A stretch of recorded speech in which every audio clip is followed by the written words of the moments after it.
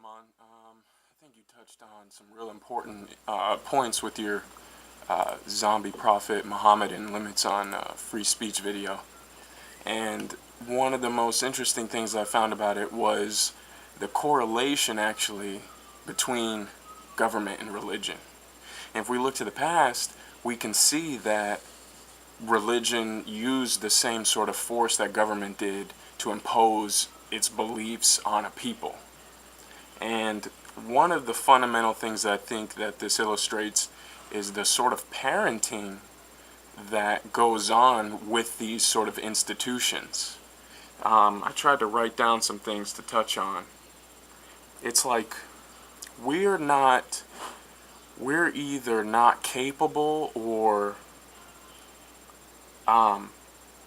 we're too cowardly to impose the sort of force that we believe should be imposed on other people ourselves. So we designate a body of people to do that for us. Now, the education process through government is a lot similar to the way that religious institutions sort of fortify that need to enforce your beliefs on someone.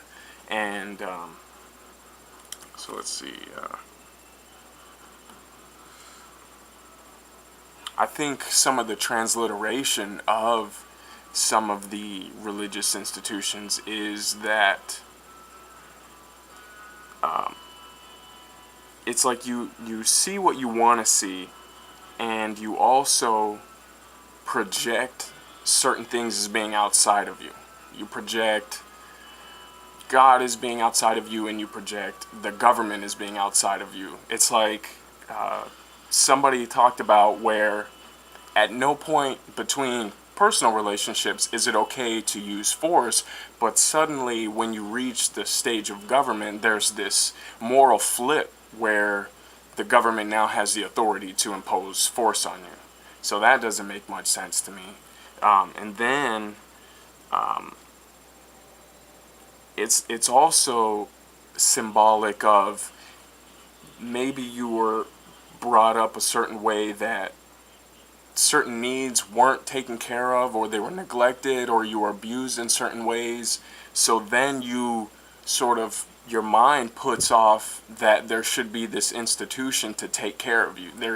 I have the right to do all these things, so I need this agency to start pointing guns at people and make them pay for certain things so that I can be entitled and have certain rights, if you want to call them.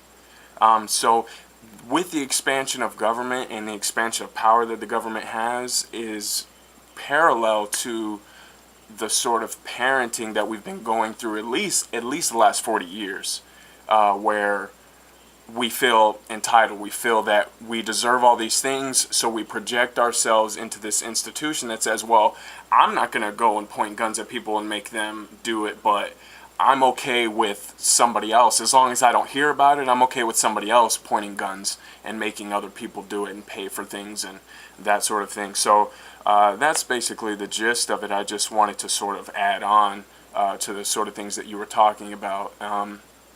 Personally, I feel that there isn't anything that government should be telling me that I need to do, nor any religious institution for that matter, because both of them fail to cross-reference all of the material that's out there in the world, historically, scientifically, just all the facts that sort of point to, you know, the key issues, what it means to be an enforcement agency, as well as this aspect of God where, you know, a lot of times religious institutions will tell you, don't think, you know, don't use your head, you have to feel with your heart, like you were talking and like you were touching on. So they really try to, you know, not surprisingly, take this bias that if you use your mind and your head to compare like science and religion and see where it's different and all these things, that it's not a viable way of reaching God. And I mean, there's some cognitive dissonance there, but